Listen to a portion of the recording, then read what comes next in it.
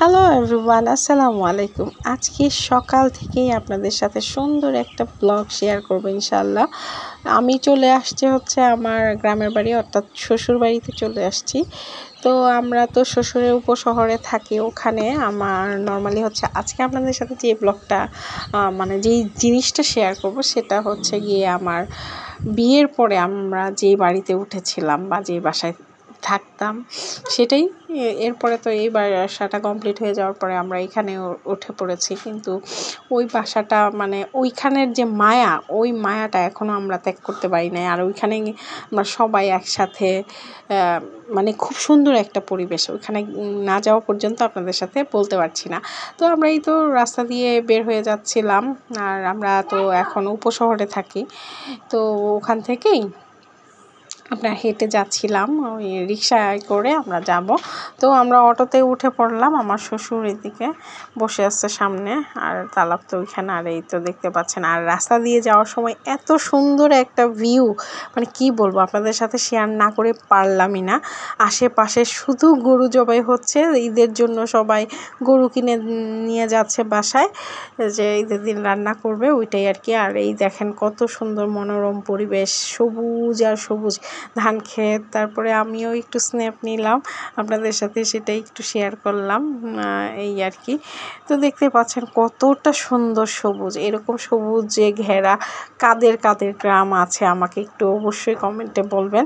আর আমার শ্বশুর বাড়িতে কিন্তু অনেক সুন্দর সবুজ, যেটা কিনা আমাদের নরসিংদীতেও না। আর আমার শ্বশুরবাড়িটা ময়মনসিংহের পরিবেশ অনেক সুন্দর, বিশেষ করে আমার শ্বশুরবাড়ির গ্রামের যে বাড়িটা ওখানে।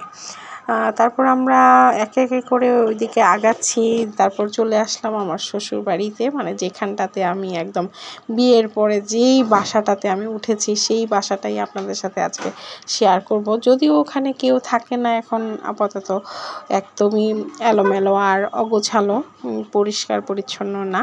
তারপরও মায়া তো থাকবেই, এই মায়া তো আপনার কাটানো যাবে না, কারণ প্রথম জিনিস যেখানে আমি উঠেছি ওইটার তো আসলে কোনো বিকল্প কোনো কিছুই থাকে না, ওখানের জন্য আলাদা মায়া আছেই, থাকবেই। এই যে বাসাটা আমরা এখানে আপনাদের ভাইয়া ভাড়া দিচ্ছিল, ভাড়া দিয়েই আমি চলে যাচ্ছিলাম সামনের দিকে। এই তো এই সেই বাসা, যে বাসায় মানে উঠেছিলাম বা থাকতাম আমরা, আমাদের শাশুড়ি যখন ছিলেন তখন। আসলে শ্বশুর বাড়িতে শাশুড়ি না থাকলে আসলে কোনো ইয়ে থাকে না, মানে আনন্দ থাকে না আমাদের।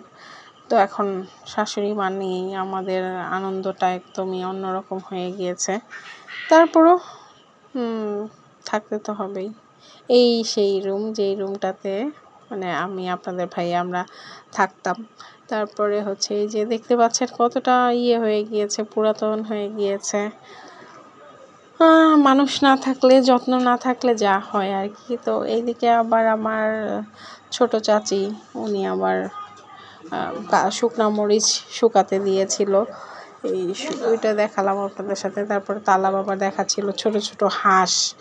তো ওই হাঁসগুলো দেখে আমাকে বলছিল যে আম্মু আমি হাঁস নিব।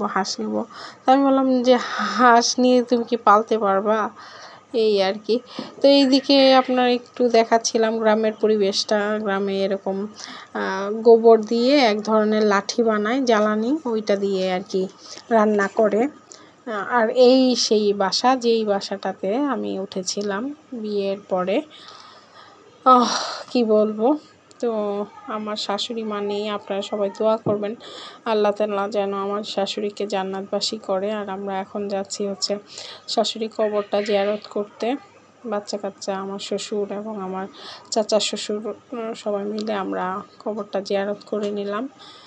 তারপরে আস্তে আস্তে আমরা সামনের দিকে আগাবো, মানে বাসায় চলে যাব আবার।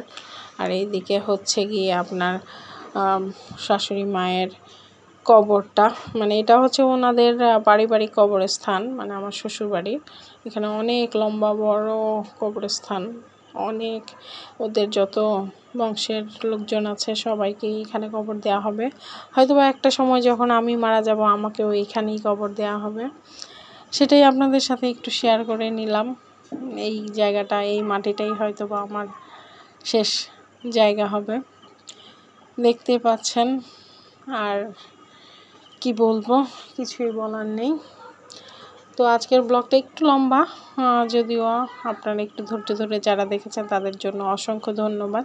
নেক্সট কোনো ব্লগে আবারও দেখা হবে। সবাই ভালো থাকবেন, সুস্থ থাকবেন, আর ঈদটাকে সুন্দর করে এনজয় করবেন। আমাদের জন্য দোয়া করবেন, আমরা যেন ঈদটা সুন্দরভাবে এনজয় করতে পারি। আজ এই পর্যন্তই। সবাই ভালো থাকবেন, সুস্থ থাকবেন। আল্লাহ হাফেজ। নেক্সট কোনো ব্লগে আবারও দেখা হবে। আল্লাহ হাফেজ।